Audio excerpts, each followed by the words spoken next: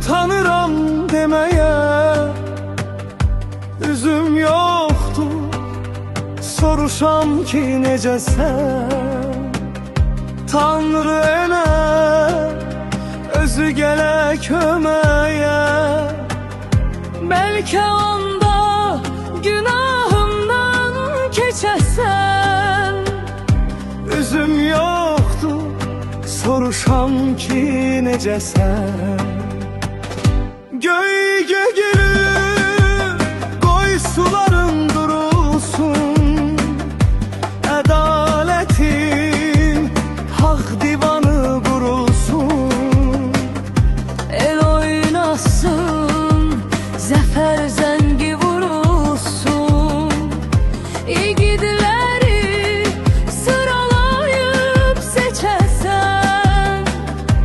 Üzüm yoktur, soruşam ki necəsən. Göyüşe gülüm, aman vermə düşmənə.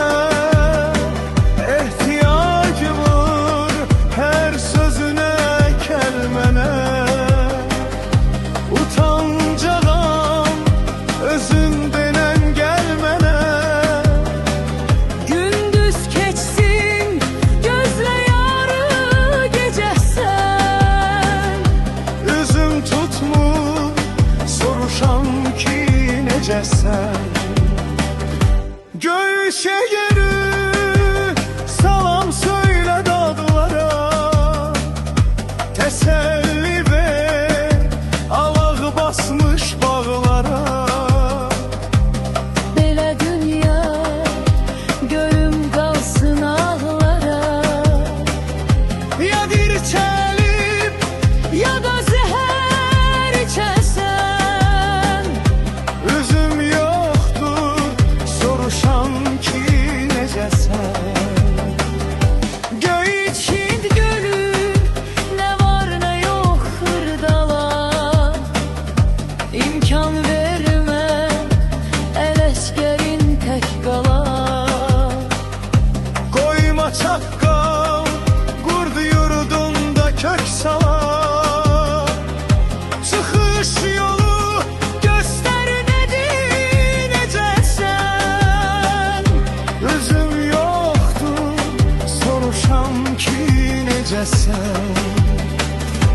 Göyçə gülüm, ne var bunu bilməyə.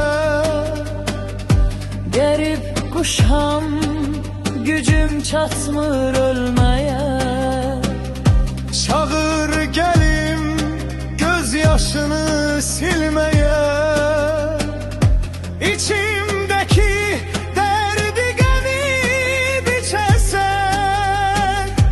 Üzüm yoktur, soruşam ki necəsən. Göyçə gölü, göyçəysən göllərin. Laylasızsan, əzbərisən dillərin. Necə keçir bu mənasız illərin.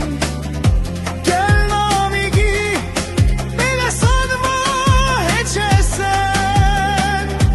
Üzüm yoktur, soruşam ki necəsən.